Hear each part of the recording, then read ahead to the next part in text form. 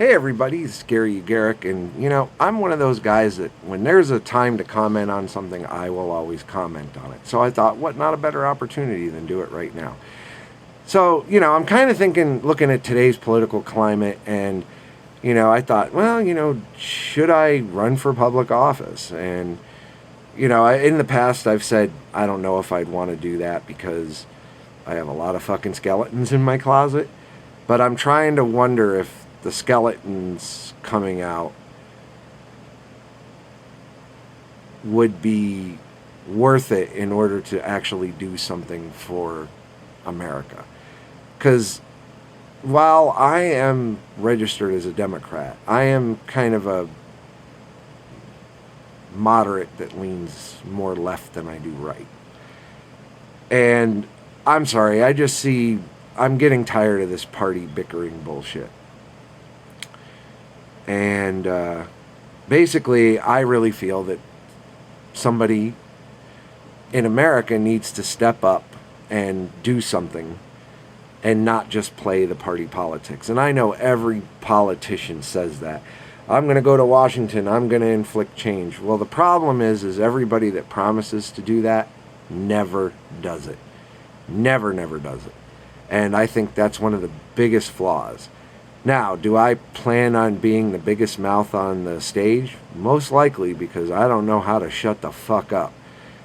But one of the things that's making me want to run the most is that nobody has the full-on balls to call out the hypocrites on both sides. I mean, sometimes, once in a while, you'll hear somebody on the left call out somebody on the right for saying something stupid or feeding into the big lie, but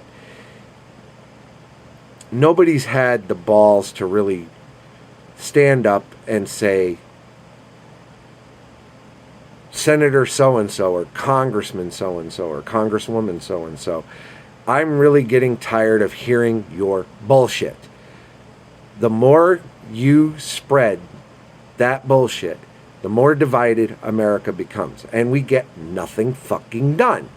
And I really don't care if I do win, that somebody in the House, whatever majority leader, minority leader, whatever, or the Senate majority leader, depending on which office I ran for, would censure me or fine me, because I'm frankly getting fucking tired of these people being freewheeling.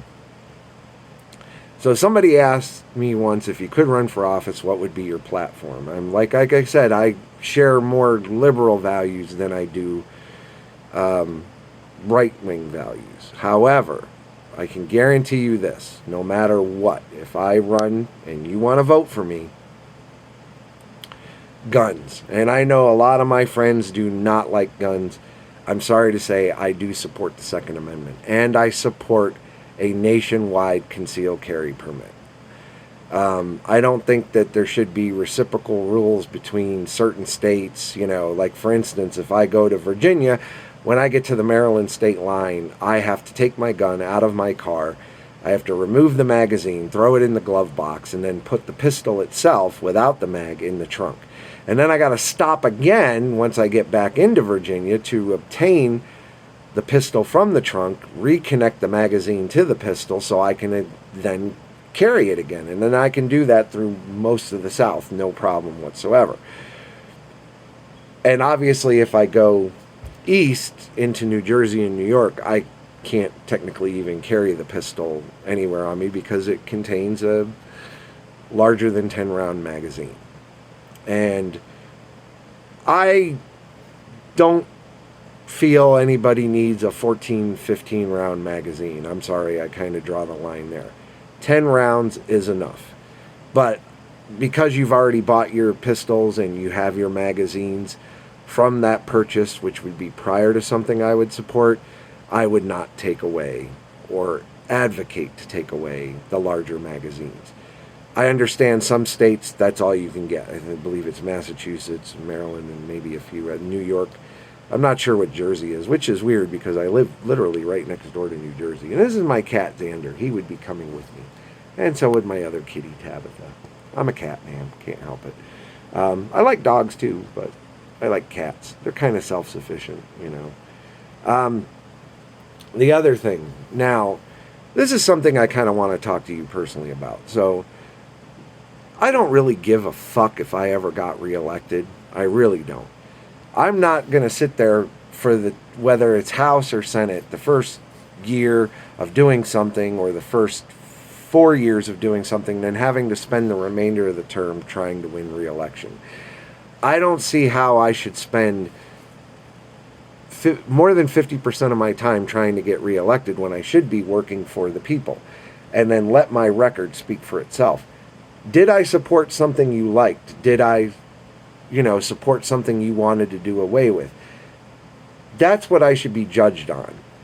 Period. Not me running around making appearances, shaking hands, which I understand should be done. Your representative should be available to you all the time. But doing these tours like Matt Gaetz and Marjorie Taylor Greene and things like that, that's stupid. You don't need to tour around America. You need to worry about the constituents in your district. That is it. Your district. She's Georgia. He's Florida. That's all you should be concerned with. You do not need to be going around riling up the base. And this goes for other people too. I would say this about Alexandria Ocasio-Cortez, who ends up, going to stump for other people in hopes of driving out the base. And I don't see where the benefit in that is, because she doesn't represent somebody in Philadelphia. She represents people of New York City. So why is she going to stump for somebody in Philadelphia? And yeah, she has a following, but the point is there is no benefit in somebody like her doing that for somebody in a different state, different district. I mean, you could stick within New York, but seriously, keep it within your own state. I would be the same way. I am not opposed to supporting candidates from the other party as long as they meet the definition of a value I share. So when I was talking about guns, nobody will have to worry about me voting to take away your guns. That's never going to fucking happen. Crime.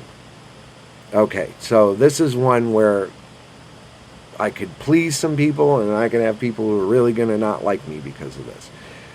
I believe in the death penalty. And I believe in the death penalty for severe crimes. And by severe, I consider anything in the murder, manslaughter category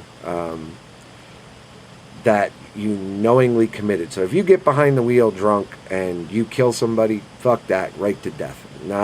No spending your life in prison, because then you're a drain on taxpayers. I'm sorry, but that's the one thing that we have to stop doing as taxpayers, is footing the bill for prisoners to sit in there for 30, 40, 50 years. And, they're getting 3 squares a day. Obviously they get free health care. We don't get free health care. We have to pay for our insurance. Things like that. And we also need to work on sentencing guidelines, because I don't feel somebody who is caught with an ounce of weed should be serving 20, 30 years in prison. I know some people have different feelings towards marijuana. I, unfortunately, do not share those extreme views to criminalize and throw people in jail for life over weed. But I also feel, too, that we need to do more to treat the addicted than treating them as criminals. So, do they deserve some jail time for buying crack? I don't think so. I think they should be put into drug treatment programs, inpatient drug treatment programs. So it's sort of a form of incarceration, but they're not allowed to freewheel roam the streets. They're put into a rehab where they're there for 30 days, no more than 60, to break the addiction. They have to do the counseling, they have to do the meetings, etc. Once they're released back into society, whatever you want to call it, considered clean, then they're on a probation for, say, 18 months. And in that 18 months, they have to continually show that they are clean and free of addiction. That means random drug testing once a week. The requirement to attend meetings and get that signed off on a card or some kind of document that they can turn into their probation/parole officer to show that they are making a legitimate attempt to stay clean. Cocaine. Kind of feel the same way about cocaine. It's, if you're caught with a gram or an 8-ball, really, do you need to serve 20, 30 years in prison over that? 9 times out of 10, somebody walking around with a gram of coke or an 8-ball of coke is for personal use. Heroin, kind of the same thing. If you're caught with a small amount that you're going to use basically on yourself, there's, again, drug treatment. Same thing with cocaine, same thing with crack, same thing with marijuana. The opiate addiction. Now, I spent the bulk of my career working in pharmaceuticals, biopharmaceuticals, and medical device. So I'm very aware of the opiate problem. I blame the doctors for this, not just the prescription manufacturing companies. I mean, because they are the ones that push these drugs. But you know what? I blame the doctors for not doing their research or listening to the science that was coming through to show how addictive these drugs were. So, and then to continue giving these to people was not a good idea from the get-go. So, if a doctor is going to prescribe opiates of any kind for pain, whatever, they have to be regimented to what is the typical recovery time from that particular surgery or injury, and there is only enough given at that time. Now, somebody could say, oh, well, somebody will recover early and they stop taking them early and then they're left with, a whole bunch of pills. I said, well, the idea behind that is not to be giving them 60 to 70 pills at a time. Do like every other pharmacy does, or doctor at least I've dealt with, is you get, depending on the dosage, if it's every 4 to 6 hours, for say a Percocet, it would usually go on a 6-hour schedule because you're going to sleep at some point off this stuff. I've never had to take a Percocet for pain and not fall asleep. But it's basically 2 to 3 pills a day, 7 days a week, and the prescription has to be filled weekly as opposed to a bulk bottle. Because within a week, the majority of the hardcore pain should have gone away. Now, for long-term injuries, it's something we have to look at. It's something we have to discuss and find a different way to treat these injuries and these pain problems for these patients in order to take control of this opiate addiction. And the other thing is we can't criminalize people who have become addicted. Addiction happens. Hey, I'm addicted to food. I'm a big guy. I love to eat food. You don't see them throwing me in jail for eating too much food. Although the Chinese buffet probably says, well, you eat too much. Get the fuck out. Sorry for the PC crowd. And I'm going to be touching on that really quickly. But anyways, we cannot criminalize somebody who had an addiction. Now, if somebody's taking their pills and selling them to somebody else, that is a crime. That is a distribution of a controlled substance. Because Percocet, Vicodin, a lot of these prescribed drugs fall under the Controlled Drug Substance Act. So, somebody who became addicted because they are a patient, no criminalization for that. Somebody who has taken their leftovers and opts to sell them to somebody else and they get caught in the process of doing it, criminal. But does it deserve 10 years in prison? No, it does not. I think capping it at 2.5 to 5 years is going to be suffice. And if they are caught again, then the sentence can go longer. 3 strikes laws. This is a tough one because you figure if somebody's been arrested 3 times for the same type of crime, obviously they're never going to learn. But that makes me wonder what we're doing as a society to really rehabilitate this person. Because what I understand is prisons don't have the budgets to really do true rehabilitation. Are we teaching this person a new skill while they're in prison so that they don't have to rely on breaking into somebody's house or carjacking somebody in order to get money? And then if we are doing that, what are we doing to help place them? Because basically once they get out of prison, they go on parole, if that's going to be what happens. And then they're left to their own devices. So there needs to be some kind of transition agency that helps these folks transition into a new line of work. Somebody might learn welding in prison. Or, I don't know, we'll figure it out. But they have to learn some kind of trade that can be applied to it. We can't just kick them out in the world and expect them to work at McDonald's and that's just as much fucking punishment as being in prison.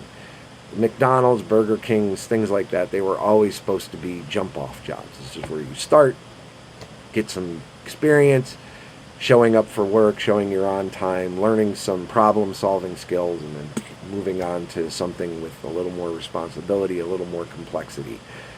That was the idea behind a place like McDonald's, Burger King. It wasn't supposed to turn into a 30, 40-year career. And I think organizations like that take advantage of it. Don't worry, I'm getting to the PC stuff. All right, moving on to wages.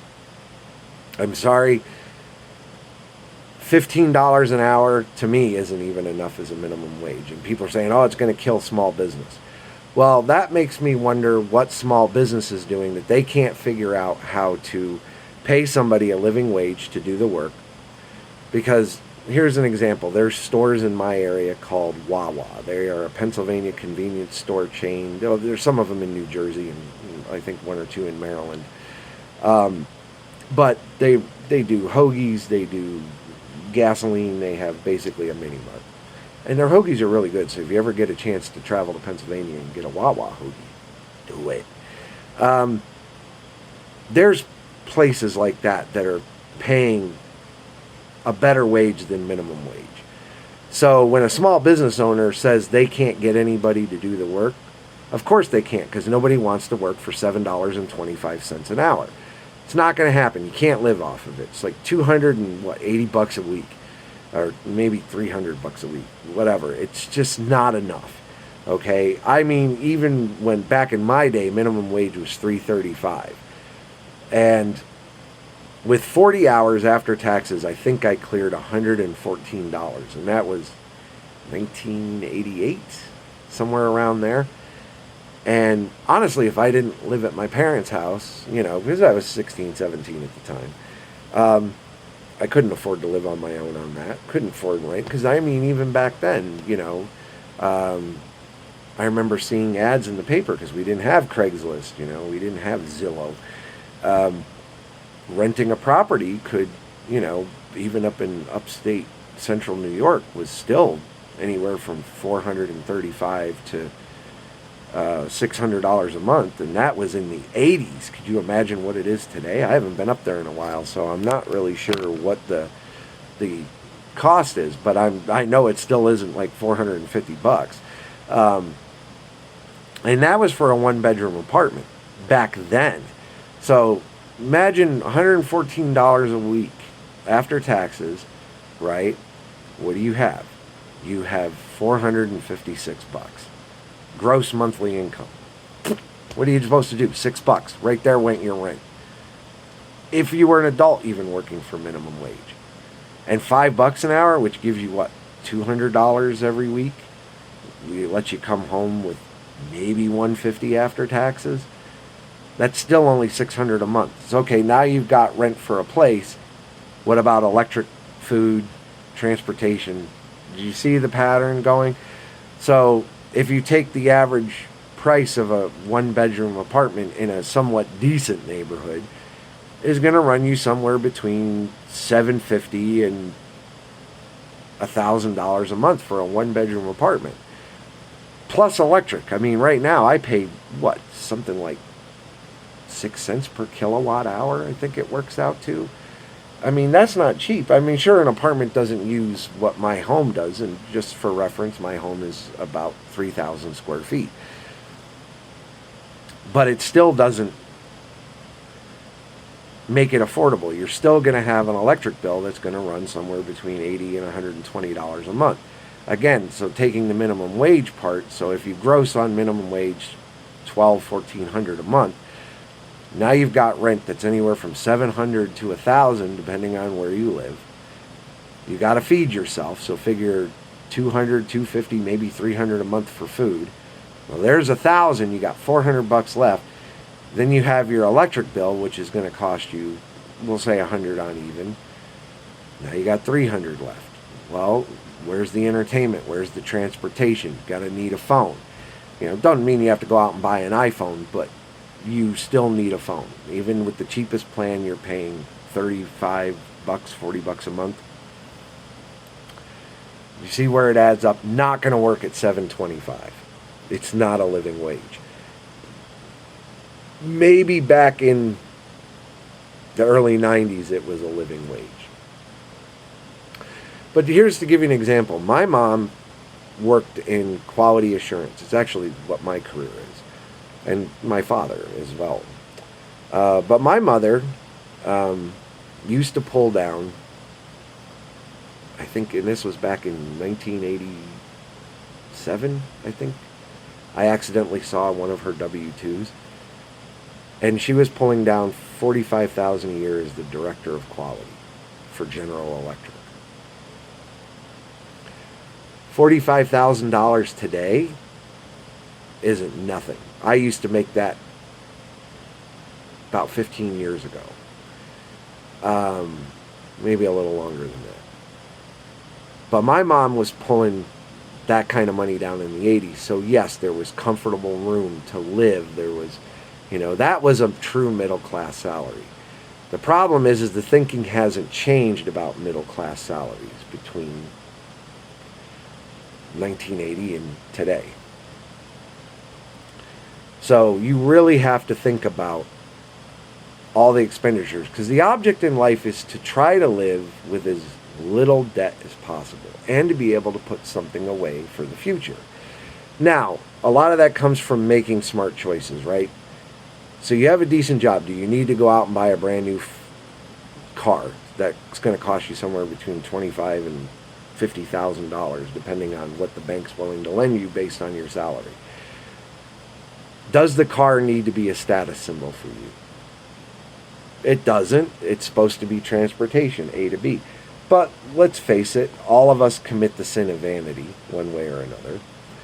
So we choose cars we like, what we look good in. But do you need to spend that insane amount of money on a new car?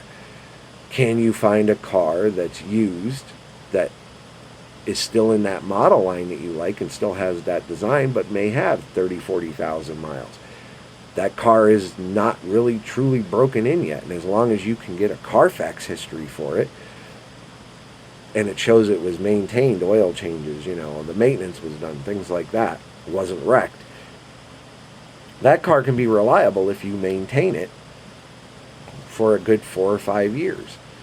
I mean, obviously, if you have an accident, it gets totaled, it is what it is, but you're seeing the object there.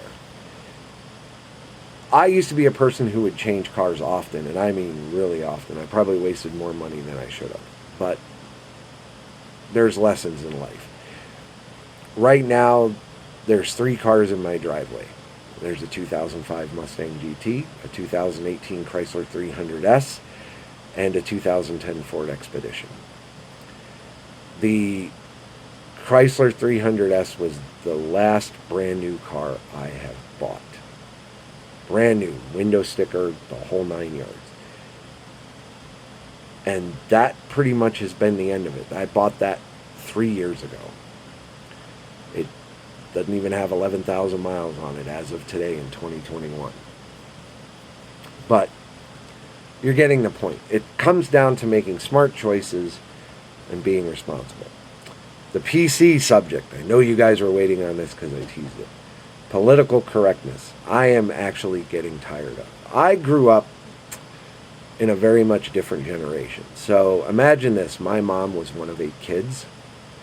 My father was one of 9, I believe. The number, I might have them crisscross, but anyways, not the point. My mother had 3 brothers who served during World War II. Had one that served in the Korean conflict. Her father, my grandfather, served in World War I. Now imagine being raised by a family who served in the Navy, the Army, and what kind of life that's going to be like. Nobody held back, oh, I don't want to offend that person, because people became overly sensitive. There's a way to still be who you are without being a total douchebag. And trust me, I'm the biggest douchebag on the planet. I just don't care sometimes, which is why I'm willing to go to Washington and tell these people off. I already call them now and basically say, what the fuck is wrong with you? Are you not thinking, or are you just trying to suck on somebody else's dick? I mean, that's literally the type of person I am. I don't give a fuck about the politically correct nature of it. Somehow or another, being politically correct is always associated with racism. You can speak your mind and still not be a douchebag by being racist, all right? There's no reason to use the N-word. There's no reason to disparage any race. We are human beings. We all have the same heart. We have the same lungs. We have the same stomach. We have a brain. We have 2 arms, 2 legs, 10 fingers, 10 toes. We have 2 eyes, 2 ears, a mouth, a nose. Some of us have hair, some of us don't. So, being politically correct when it comes to racism is one thing. Do you need to say to that person, ah, you dirty N-word? No, you do not need to do that. Now, do you need to use 15 words to describe somebody being an idiot? Absolutely not. If somebody's an idiot, you say, you know what? You're a fucking idiot. That's it. That's exactly how I look at it. I am not going to mince words on something like that. But I'm also not going to degrade them by saying, oh, you know, it's Asians like you that just, you don't understand. It's just, you know, something like that's just not called for. But if somebody that is being a fucking moron deserves to be called a fucking moron, call them a fucking moron. There's a fine line that you have to cross. And believe me, I have no problem calling anybody a fucking moron. I mean, I've had people call me a fucking moron because I did something stupid. Do I take offense to it? No. It's a term I grew up with. It's, you know, I mean, hell, I've had people call me a short bus riding window licker. Sometimes I've done something so stupid. Does it disparage handicapped kids? Absolutely it does. But was that meant to disparage a handicapped kid? No, it wasn't at the time it was told to me. It was told to me, somebody who does not have a physical or mental handicap. Or some would say I do, but obviously I look normal. You don't know. I could be a sociopath. But you're getting the point. The other thing is you guys seem to like politicians with charisma. Charisma I have. Maybe way too much. But I'm also a sarcastic smartass. And people would say, oh, Jesus, you know, I'm surprised you didn't like Donald Trump. I loathe Donald Trump. Because there's a difference between speaking your mind and being a total dickweed. And Trump was just nothing but a dick. Wouldn't listen. It was his way or the highway. He just did not have an understanding of how America works. And because he had never been in politics, he needed to learn, and he didn't want to do that. All of the evidence pointed to him not paying attention. Oh, he needs it in bullet points. You can't take in 200 plus years of American history in bullet points. You can't do it. You can't freaking do it. I loved history, and to this day, I can't even tell you probably half the stuff I learned, because there's so much information coming at you and so much on how things change. We have so many new laws. We have old laws that aren't really enforced anymore, but they're still on the books. You know, the tax code's always changing. I mean, these are things that you need time to absorb. You're not going to absorb it in a 30-minute crash session sitting in a White House conference room and be able to understand how government works. And you can't go in there expecting to change government, saying, oh, I'm going to show you how it's done. And he got nothing done. And you cannot blow off a pandemic like COVID-19. That was his fatal mistake. That and continually lying to the public that it's going away, it's going away. But as far as the PC culture, if you were talking to me or addressing another constituent, if I choose to run in my district and I'm at a town hall, a meet and greet, whatever, and you say something derogatory about that person because of their race, sexual orientation, I am going to pretty much jump down your throat, if not outright punch you in the mouth. I don't care that I'm a federal government employee. I do not believe that our parents raised us to disrespect one another. At least mine didn't. Because I'm respectful to everybody until they piss me off. You show me disrespect, you're going to get it back. And you're going to get it back tenfold. No two ways about it. If an apology comes, that's great. I'm going to be mad for a hot minute, but I'll get over it. That's the other thing, carrying grudges. This shit going on between the losing the election and saying it was stolen, drop that fucking shit. If I'm elected in and in 2 years or 6 years later somebody says, you know what, you lost, I'm not going to stand there and go, oh, they cheated. I have voted in enough elections since I turned 18. I have never once, and I've lived in big cities, you know, large suburbs. I've lived in Baltimore, the DC suburbs. I've lived in Syracuse, New York. I lived in Philadelphia, you know, Allentown, Pennsylvania. I currently live in the Poconos. I've never once in my time visiting the polls seen anything out of the ordinary. And I know some people can say, well, you're only there 5 minutes. The only thing I have ever seen is people dedicated to volunteer their time so that we as Americans can vote. And that is something everybody should have a right to do. If you're a natural born citizen in America, you should have to be able to vote, no questions asked. If you have become a U.S. citizen because you emigrated to America, you should have the right to vote, no questions asked. Should you be sent a mail-in ballot automatically? That needs to be explored more. During the pandemic, it was a great idea. But see, even in Pennsylvania, we still had to file a request. And we have a Democratic governor. So go figure on that one. ID laws, voter ID.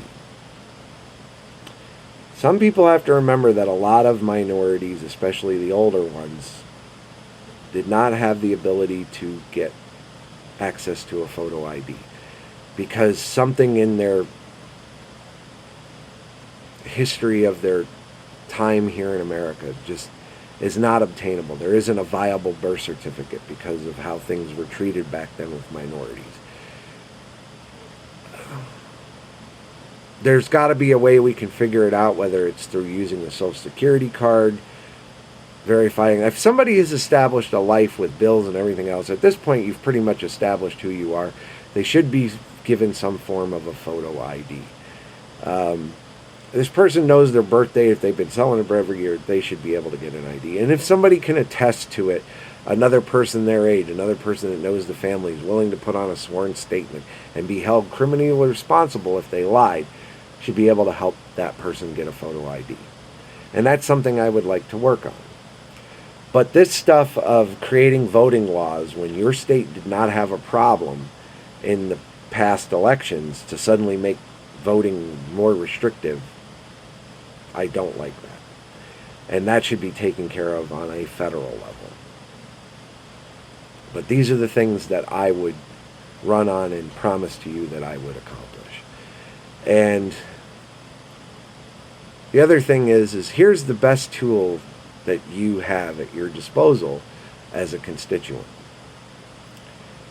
Instead of getting all up in arms, possibly overrunning the U.S. Capitol, cursing out somebody because they're a liberal, or a conservative, if you don't agree with that person's policies, don't take it out on them. Take it out on their politician. If their politician's in office, oh, well, they're Democrats in office, and he's a Democrat, blah, blah, blah. Well, the only way that you're going to change that is if you, as the Republican conservative, go to the polls and vote out the Democrat. Same thing with us as Americans. We didn't like Donald Trump. Americans went to the poll, 80 million of them told Trump to take a hike.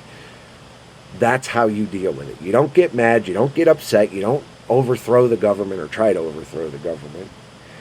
But, you got to remember, 5 people died because of that insurrection. And that was not good. That was actually something I never thought I'd see in my time in America. But then again, I thought I'd never see 9/11 happen. I never thought I'd see a Great Recession. That while it didn't resemble the Great Depression, I lived through it. I had fallout from it. These are things I never thought I'd see, and we shouldn't have to see these in America. So you need to look at yourself as a person. Are you really upset with that individual because they support Joe Biden or they support Donald Trump? It's their choice. That's the best part about America. We have a choice. It's like this vaccine shit. You're choosing not to take a vaccine. I'm choosing to take the vaccine. I've had both shots. I'm fine. Did I stop wearing my mask? Absolutely. I don't wear my mask unless I'm in tight quarters. I go out, go to the mini market or go to the store or whatever. I'm not wearing it.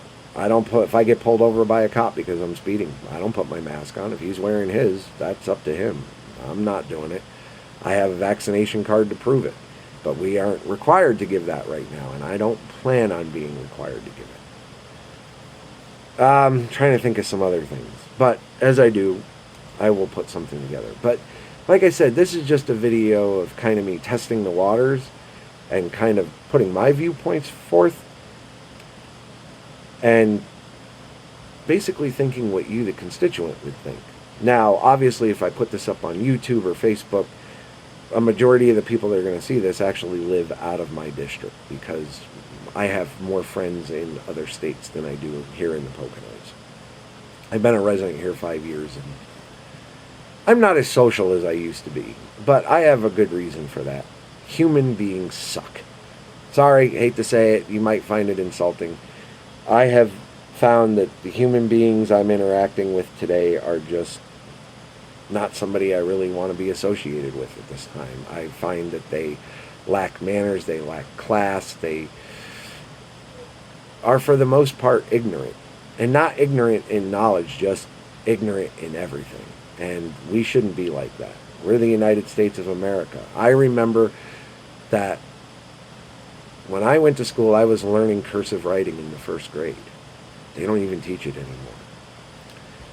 I was learning long division by the end of 3rd grade. Not there anymore. I will not buy into this Common Core crap. I hate it. I don't like it. You don't have to worry about me ever supporting it. And the one thing we're going to talk about is taxes. Let's just say I am not for making the working man pay the bulk of taxes. I'm sorry, you guys are going to hate me for this. Trickle-down economics does not work. I remember when Reagan introduced it in the 80s. I have not seen anything trickle down in terms of money to my mother, my father, and here I am, I'm nearly 50 years old, and I haven't seen shit trickle down. Basically, for my amount of experience, I should be making way more than I do now. But I happen to like my job, and things will come in due time. But I'm more far advanced in my career than than the current position I hold. Sure, I could go get a different job. But the funny thing is Nobody wants to pay that salary that I am technically worth when you do the estimated calculations of experience. I'm worth earning mid six figures, but I don't earn mid six figures. I earn low six figures. And when I say low, basically just over the threshold to be considered six figures. And it's something that's got to be worked on. But see, even somebody like me that pulls down $100,000+ a year pays 35% of that money in taxes. Why am I paying it? And why is the next guy that makes under $100K paying 33%? That's kind of fucked up, don't you think? It really should be. Jeff Bezos just spent, what, $50 million on a fucking yacht? Come on, guys. Seriously? This guy can afford to pay a little more in taxes. You know, I liked Herman Cain's idea of a flat tax across the board. You got no deductions, no nothing. Everybody paid. His idea was 9%. I don't think 9% is going to work. I think it should be 7% for the working class. And I consider anybody working class up to making $200,000 a year. You may consider that rich. It's not rich anymore. Not with the price of cars, not with the price of housing, not with the price of food, not with the cost of insurance, with the cost of just day-to-day life. Not what it used to be. People making over $200,000, $250,000 should move up to a new bracket, which is 8%, maybe 9%. But once you start making over $1 million, now I'll give the guys $1 million a break. Maybe not. Anyways, getting up into those that are making billions, they should be just paying a flat rate of 12%. I did the math on Herman Cain's deal. I don't think it would have exactly worked out well for America.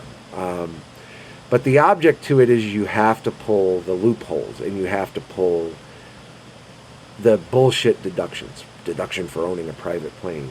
Deduction for owning a boat. Seriously? Come on.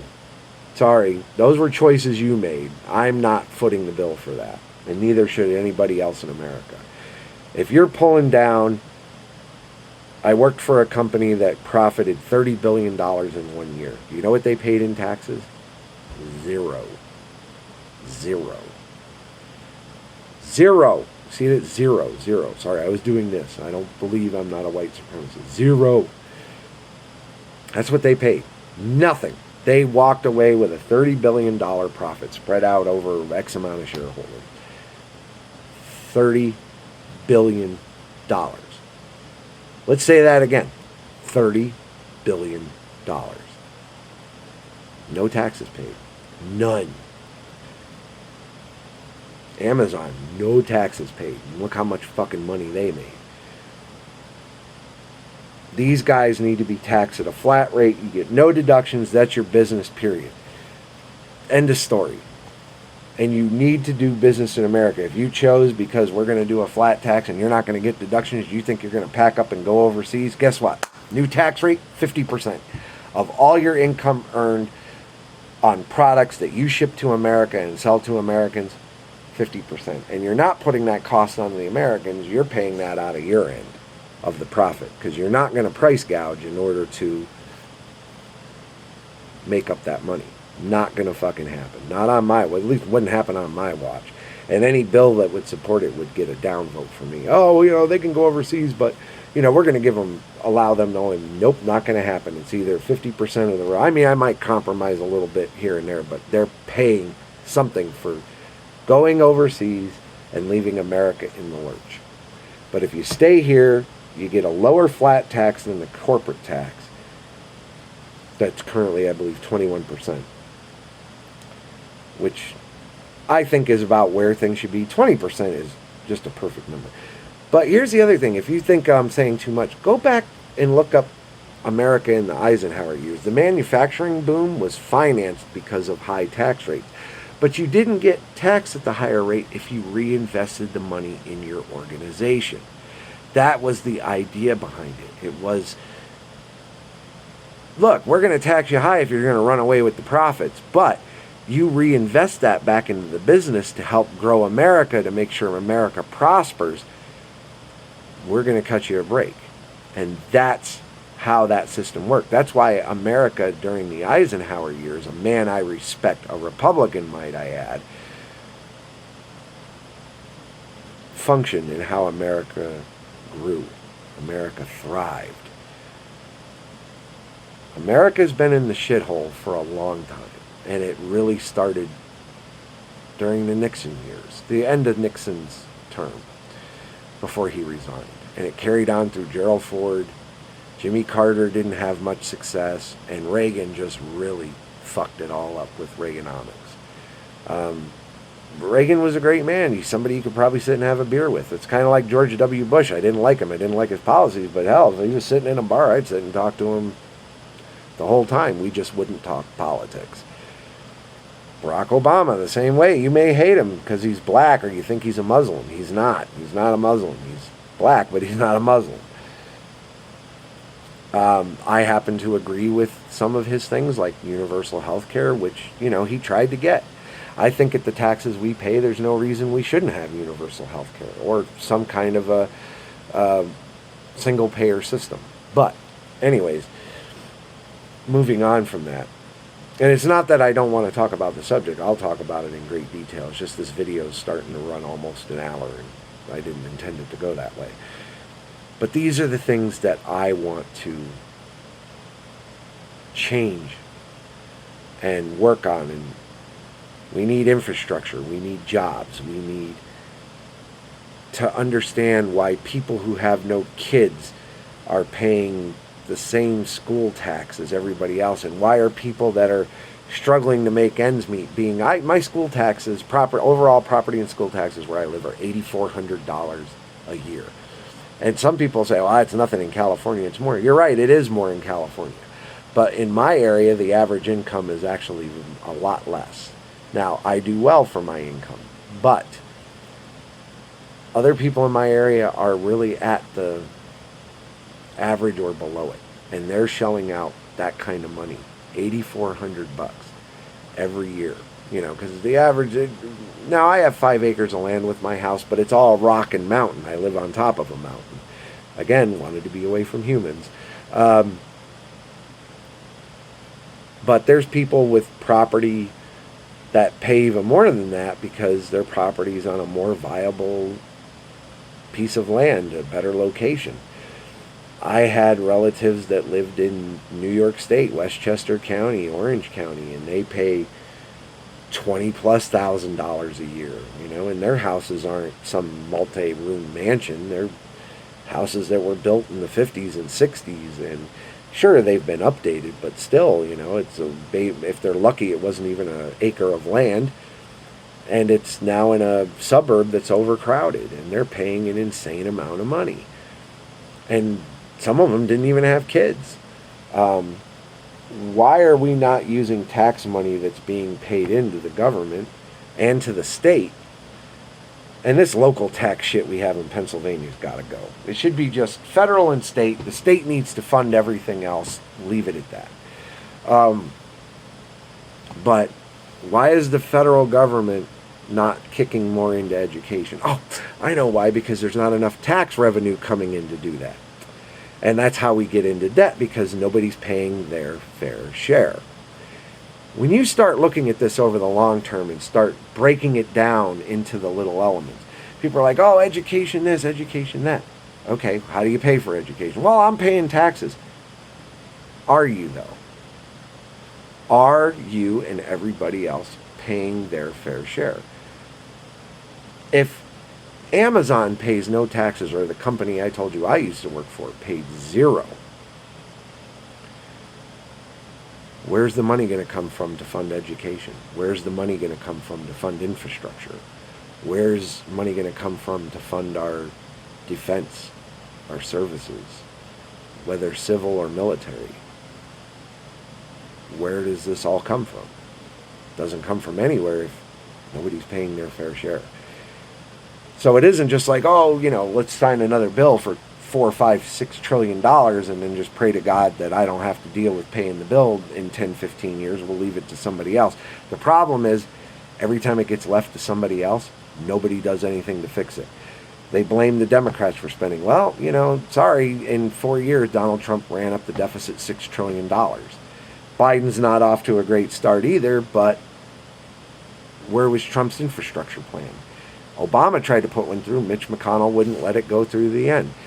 There's got to stop being obstruction. And the only way that's going to happen is you have to get over the fact that you want to stick it to the Republicans or stick it to the Democrats because of who they are, just because of their party affiliation. Fuck that. I don't know, like Biden said, I don't know of any Democratic bridges or Republican bridges. All I know is American bridges and American roads and American jobs. Oh, that's a Republican job. No, it isn't. And why do people continue to think that blue-collar jobs are only for one party? I know a lot of people who are both Republican and Democrat that have blue-collar jobs. And that's something that each side needs to stop screaming. We're the party of blue-collar workers. Well, sorry, you're not, because every time one party claims they're for blue-collar workers, no offense, Republicans, I always see their constituents who are probably, in my opinion, the majority of the blue-collar workers, getting fucked in the end when it comes to taxes. The Democrats, kind of the same way, Although the Democrats fight more to tax the people who are not paying enough. And everybody thinks that the businesses are going to run out. It's how you frame the law or the regulations. Fine, you want to take off and not do business here in America, but you want to sell Americans your products? You're going to have to pay a premium. Sorry, it's not going to work. You don't get to run away just because you don't want to pay your fair share. Let me ask you a question. You ever borrow money from somebody? And what happens when you don't pay them back? Hey, Jim, I loaned you $10 for that bag of weed the other week, and it's Tuesday, and you told me I'd have my $10 if I could just wait till Tuesday. And I didn't smoke any of that weed, so I want my $10 back. What are you going to do if he just goes, no, I'm leaving the country? You're never going to see that money again, right? Because there's no way for you to enforce getting it back. Because there's no system in place to enforce you to get it back. You have to create that system. You have to create the process. You have to create the laws and the regulations regarding it. That's how you get shit like that done. Putting tariffs on China and all that, yeah, that's one way to keep Chinese products out of the market and let people focus on American products. However, American products cost more because we pay, in some industries, a higher wage than they pay somebody in China. So, you want a pair of jeans made in America, well, that seamstress and that person that's cutting the cotton, processing the cotton, bleaching it, doing whatever they have to do to get it made into that pair of jeans is being paid a salary. Could be 15, 16, 20, 25 bucks an hour. But the other thing that we have to look at is unions. And I'm going to break down each of these topics in further videos, because I said I'm only thinking about it. But based on this about 55-minute conversation, almost an hour, seriously listen to what I've said, and then comment down below what you think. Where do you think I should stand? Should I run? Should I not run? I'll be honest with you, I'm not looking to get in and help somebody else win because I see the same shit over and over and over again. I'm there for you, and then they get in, and it's like a year later, like, hey, I need money because otherwise they're going to kick me out and I can't get anything done for you. Well, what the fuck did you do to me while you were there? Do for me while you were there? Nothing. You have nothing to show for it, nothing to account for it. And if I can't account for something significant being done, kick my ass out the door. Because that means I wasn't worth the time and money, the time you spent going to the polls, the time you waited for me to accomplish something, and the money you're paying me out of your tax dollars to sit in Washington, D.C. and do what? Nothing? What is he doing? Sitting in his office all day playing Call of Duty? Just so you know, I don't play video games anymore. But you're getting the point. That's what I'm talking about. Those are the things that we really need to, what's the word I'm looking for? We have to really look at when we're putting this stuff together. You have to really see the entire picture. You can't just take a snippet and run with it. So, anyways, like I said, tell me what you think.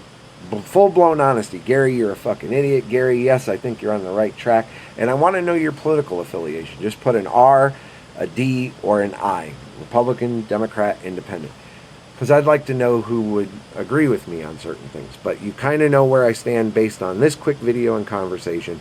And I'd like to know your thoughts and opinions. So hit the comments. If you want, you can subscribe because there are going to be more videos. And I'm looking forward to seeing what everybody says and seeing what we do. And send me your ideas. Send me what you believe in and see what my thoughts and opinions are, because maybe you don't agree with anything I've said so far, or you agree with some things. So send me a question that says, hey, Gary, you know, this is where I stand on this. How do you feel? If I don't know the answer because I've never looked into it, I'll look into it and I'll get back to you on a future video. Fair enough? All right. Guys, this is Gary Ugarek. I'm signing off for now, and thank you for your time. I really appreciate it. I know it's hard to stick with somebody for an hour, but thank you so much. Have a great day.